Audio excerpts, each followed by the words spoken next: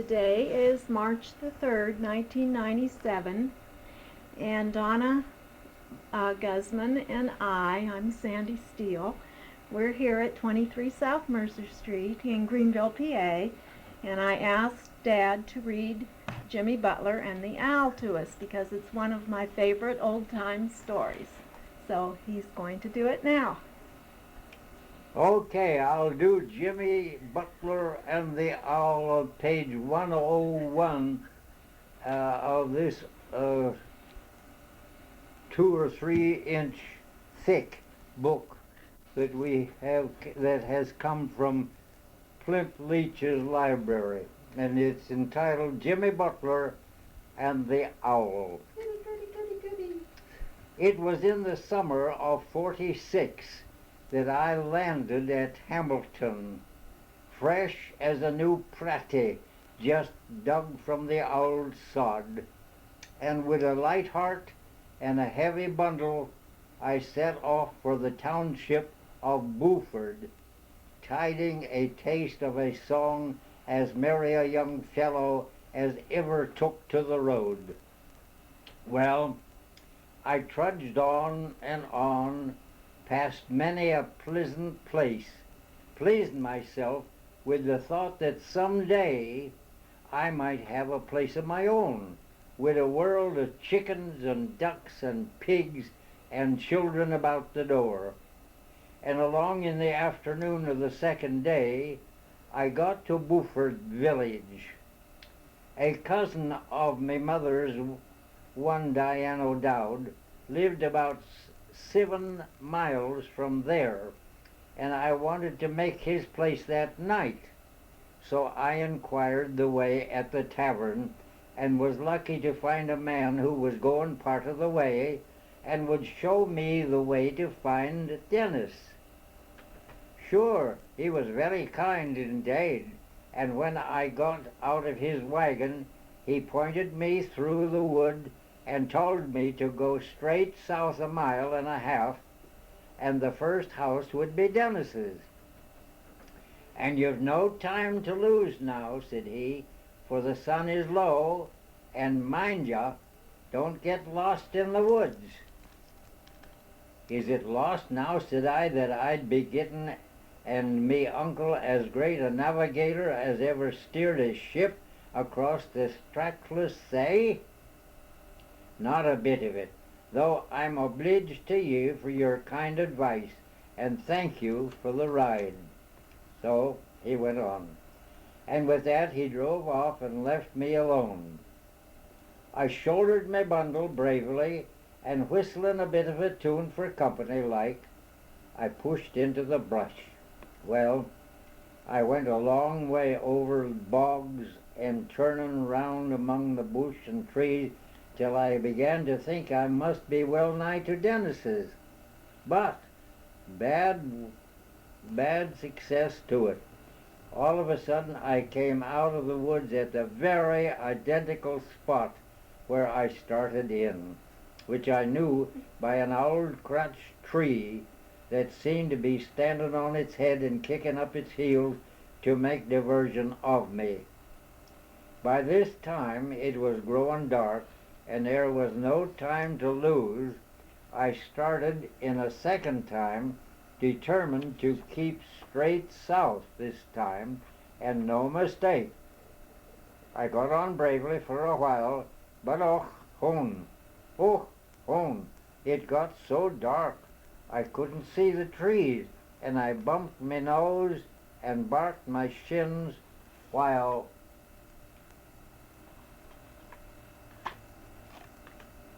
the mosquitoes bit me hands and face to a blister, and after tumbling and stumbling around till I was fairly bamboozled, I sat down on a log, all of a tremble, to think that I was lost entirely, and that maybe a lion or some other wild creature would devour me before morning.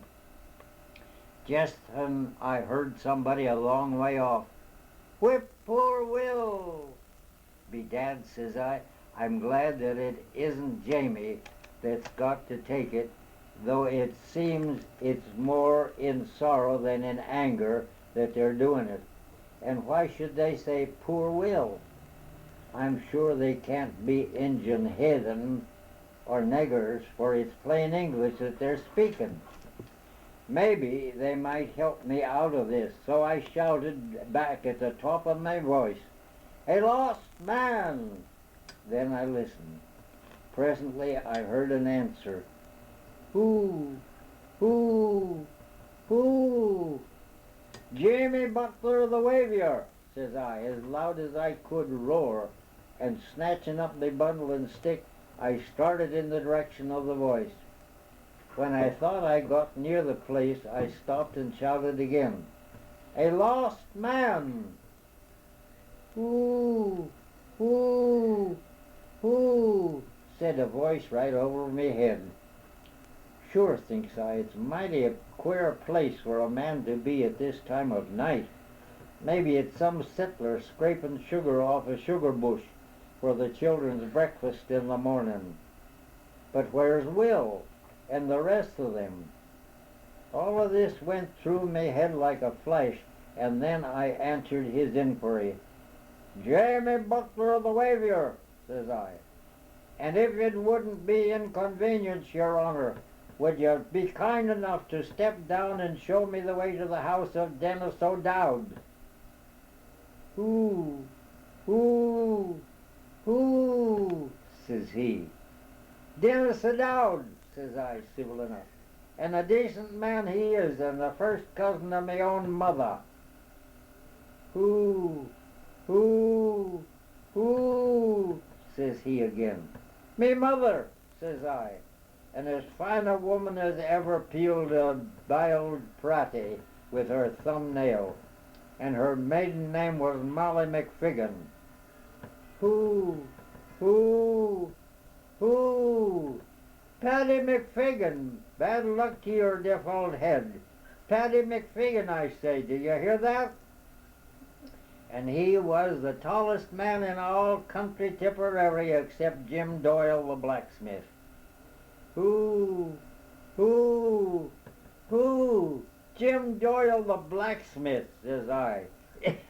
"You good-for-nothing blackguard nigger, and if you don't come down and show me the way this minute, I'll climb up there and break every bone in your skin, you spalpeen, so sure as my name is Jimmy Butler."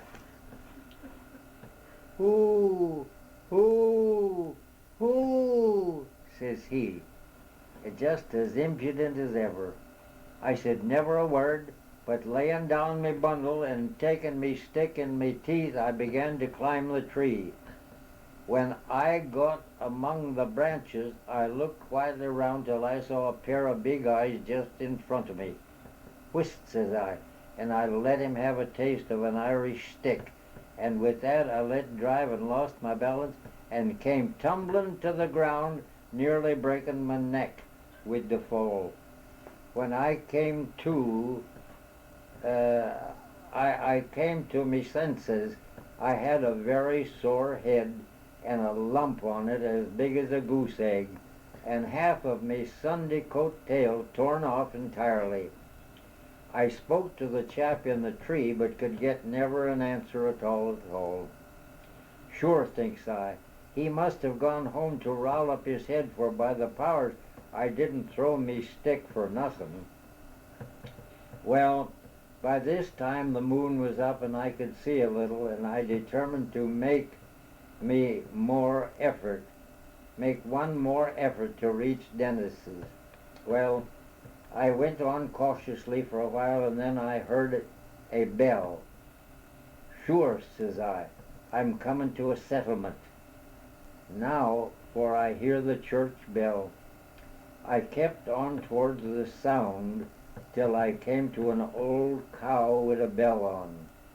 She started to run, but I was too quick for her and got her by the tail and hung on, thinking that maybe she would take me out of the woods.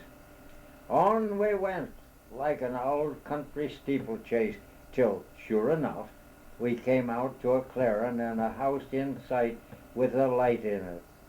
So leaving the old cow puffing and blowing in a shed, I went to the house, and as luck would have it, who should it be but Dennis's? He gave me a real Irish welcome and introduced me to his two daughters, as pretty a pair of girls as ever you clapped an eye on. But when I told him my adventure in the woods and about the fellow who made fun of me, they all laughed and roared, and Dennis said it was an owl.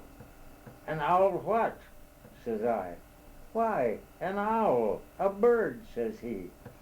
Do you tell me, says I?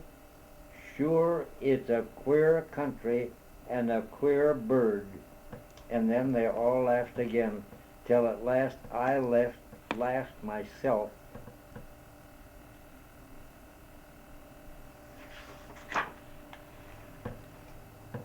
I laughed myself so hearty like, and dropped right into a chair between the two pretty gals, and the old chap winked at me and roared again. Dennis is me brother-in-law now, and he often yet delights to tell our children about their daddy's adventure with the owl. Thank you, That's Dad. it.